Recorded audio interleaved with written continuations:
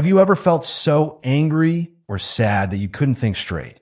Maybe you're sitting at work and something small happens, like a rude email or a missed deadline, and suddenly your whole day feels ruined. Your heart beats faster, your mind gets cloudy, and you just want to scream or hide under your desk. We've all been there, feeling stuck in those dark emotions that seem to take over everything. But what if I told you there's a way to handle these feelings that doesn't involve forcing yourself to think positive or just get over it? I know you've probably tried all sorts of things already: deep breathing, counting to 10, going for walks, and maybe they helped a little, but the feelings kept coming back. That's because most advice about handling negative emotions misses something really important. Today, I'm going to share something different with you. It's not another quick fix or temporary solution. This is about understanding what's really happening when negative emotions take over and how to work with them instead of fighting against them. This approach has helped thousands of people transform their relationship with difficult feelings. And the best part is, it's so simple that anyone could do it. Think about it. What would your life look like if you could stay calm when things go wrong? Imagine being able to handle stress, anger, or sadness in a way that actually makes you stronger instead of leaving you drained. That's exactly what we're going to explore today. Let's be really honest about what happens when we don't know how to handle our negative emotions. These feelings don't just affect our mood, they change everything about our lives. When we're stuck in patterns of anger, anxiety, or sadness, our relationships start to suffer. We snap at the people we love, push away those who want to help, or withdraw completely. Even simple conversations become difficult because we're carrying around all this emotional weight. At work, it becomes almost impossible to focus. That project that usually takes an hour now takes 3. We make mistakes we wouldn't normally make. Our mind keeps going back to whatever is bothering us, like a tongue that can't stop touching a sore tooth. Some people spend years stuck in jobs they hate or situations that make them miserable because they don't know how to handle the emotions that come with making a change. But the biggest cost? It's the effect on our health and energy. When we're constantly fighting against negative emotions, it's like having an energy leak in our life. We feel tired all the time, but can't sleep well at night. Our body starts sending us signals: headaches, stomach problems, tight shoulders, or racing heart. Some people even develop serious health issues because they've been carrying around unprocessed emotions for years. And here's what makes it even harder. We live in a world that tells us negative emotions are bad, that we need to get rid of them as quickly as possible. We're told to cheer up or look on the bright side. But trying to force ourselves to be positive all the time is like putting a lid on a boiling pot. The pressure just keeps building up until something has to give. The cost of not knowing how to handle these emotions isn't just about feeling bad in the moment. It's about all the opportunities we miss, the relationships we damage, and the dreams we give up on because we're using all our energy just trying to keep our emotions under control. Here's something that might surprise you. Those negative emotions you've been fighting against, they're actually trying to help you. Yes, you heard that right. Every negative emotion, from anger to sadness to fear, carries an important message about your life. They're like warning lights on your car's dashboard. They might not be pleasant to see, but they're telling you something you need to know. Think about it this way. When you touch something hot, pain tells you to pull your hand away. That pain isn't your enemy. It's protecting you. Your negative emotions work the same way. Anger often shows up when something isn't fair or when your boundaries are being crossed. Sadness appears when you've lost something important or when something in your life needs to change. Anxiety might be telling you to pay attention to a situation that needs your care. The real problem isn't having these emotions. It's that no one ever taught us what to do with them. Most of us learned early in life to either push our feelings down or let them explode out. We weren't shown that there's a middle way, a path that allows us to listen to our emotions without being controlled by them. Your emotions are like weather patterns passing through the sky of your mind. Just like we don't expect the sky to be sunny all the time, it's not natural or healthy to feel positive all the time. Every emotion has its place and purpose. When we understand this, something amazing happens. We stop wasting energy fighting against our feelings and start learning from them instead. This understanding changes everything. Instead of seeing negative emotions as problems to be solved, we can start seeing them as messages to be understood. This doesn't mean wallowing in bad feelings or letting them control our actions. It means learning to listen to what they're trying to tell us, and then responding with wisdom instead of reaction. When you begin to work with your emotions this way, they actually become your allies in creating a better life. That anger you feel might be showing you where you need to set better boundaries. That sadness might be pointing you toward changes you need to make. Even fear can be useful when we learn to listen to what it's really telling us. This isn't just positive thinking dressed up in new clothes. This is about developing a real, practical understanding of your emotional world.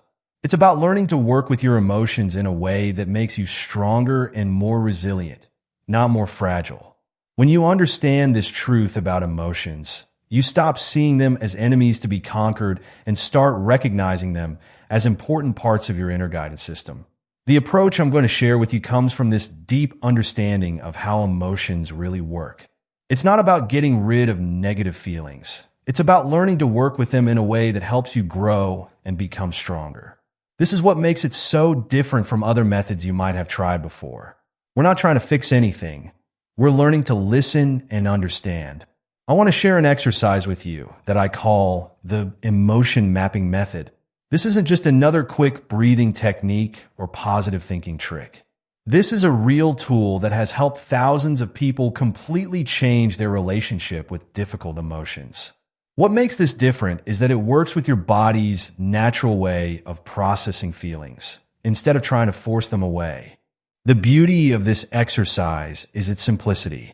You don't need any special equipment, you don't need to sit in meditation for hours, and you don't need to learn complicated techniques. All you need is 5 minutes and a willingness to try something new. You could do this anywhere, at your desk, in your car when parked, or even in the bathroom at work if you need a quick emotional reset. What's amazing about this method is how quickly it starts working.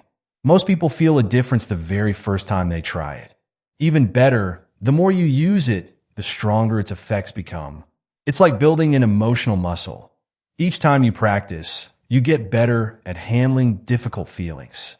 And unlike other methods that only work for certain types of emotions, this works with everything from mild annoyance to deep sadness to overwhelming anxiety. Let's break this down into simple steps that anyone can follow.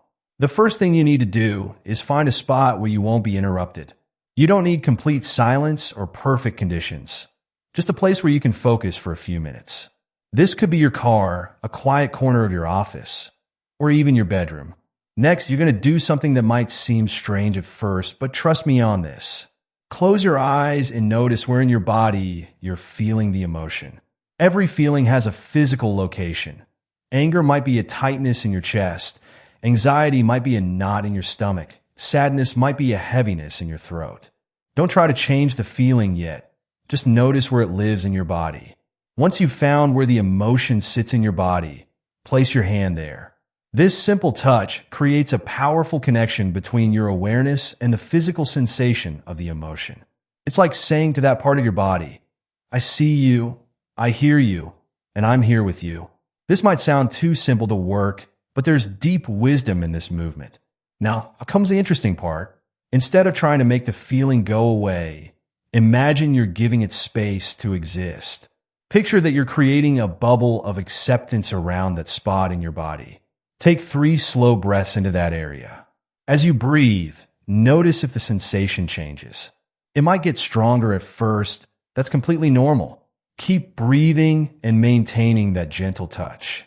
Here's where most people get surprised. As you continue breathing and keeping your hand in place, start talking to the emotion like it's a friend trying to tell you something important. Ask it simple questions. What are you trying to tell me? What do you need? What would help you feel safer? Don't force the answers. Just stay curious and open to whatever comes up. The final step is to stay with this process until you feel a shift. It might be big or small. Maybe the tight feeling in your chest loosens a bit, or the knot in your stomach gets smaller. Sometimes the emotion might even move to a different part of your body. Whatever happens is exactly what needs to happen. There's no right or wrong way for your body to respond. When people first try this exercise, they often make a few key mistakes that can get in the way of its effectiveness. The biggest one is trying to make the emotion go away. Remember, we're not trying to fix or change anything. We're creating a space where the emotion can be heard. When you try to force a feeling to change, it usually just gets stronger, like a child who cries louder when told to be quiet. Another common mistake is giving up too soon. Some people try this for 30 seconds, don't feel immediate relief, and decide it's not working. This is like trying to untie a complex knot. It takes a little time and patience. Give yourself at least 5 minutes with this process. Even if it feels like nothing is happening, important changes are taking place beneath the surface. People also often make the mistake of judging their emotions. They think, I shouldn't feel this way, or this is stupid. I need to get over it. This kind of judgment actually blocks the natural healing process. Imagine trying to comfort a friend while telling them they're wrong to feel the way they do. It doesn't work, does it? The same is true for your own emotions. Timing is another area where people sometimes go wrong. They wait until they're in the middle of an emotional crisis to try this for the first time. While this exercise can definitely help in intense moments, it's better to practice it first with milder emotions. This way, you build your emotional muscles in a safe way, making it easier to handle bigger feelings when they come up. Some people also try to skip the physical touch part of the exercise, thinking it's not important. But that hand-to-body connection is crucial. It helps bring your awareness into your body and out of the spinning thoughts in your head. The touch doesn't have to be dramatic. Even a light hand placement makes a big difference. Let me share some real stories that show how this simple exercise can create powerful changes. Take Sarah, for instance. She used to get overwhelmed with anxiety every time she had to speak in team meetings. Her heart would race, her hands would shake, and her mind would go blank. After practicing the emotion mapping method for just 2 weeks, she noticed something different. The anxiety was still there, but it felt more like excitement than fear. Now she sees these feelings as her body getting ready to share important ideas, not try to hold her back. Then there's Mike, a father of 2 who struggled with anger issues. Small things would set him off, his kids being too loud, traffic jams, even dropped dishes. He felt ashamed of his reactions, but couldn't seem to control them. When he started using this exercise, he discovered that his anger usually showed up first as a burning sensation in his shoulders. By catching it there, before it exploded, he could use the method to understand what was really bothering him. Usually it wasn't about the noise or the traffic at all. It was about feeling out of control. Now his family says he's like a different person. Consider Maria's story too. After losing her mother, she felt stuck in a deep sadness that wouldn't lift. Traditional grief counseling helped, but she still felt overwhelmed by waves of emotion that would hit her at random moments, especially at work. Learning to use this method gave her a way to handle these waves. Instead of rushing to the bathroom to cry, she learned to stay with the feelings, letting them move through her like waves. She says it's like having a conversation with her grief, which somehow makes it more bearable. This work with emotions goes far beyond just feeling better in the moment. It's actually a gateway to deeper spiritual growth and self-understanding. When you learn to sit with your emotions this way, you start to notice that there's a part of you that can observe these feelings without being consumed by them. This observing self is what many spiritual traditions call your true nature or higher self. Think about it like this. Your emotions are like waves on the ocean, constantly moving and changing. But beneath those waves, there's a vast depth of calm water.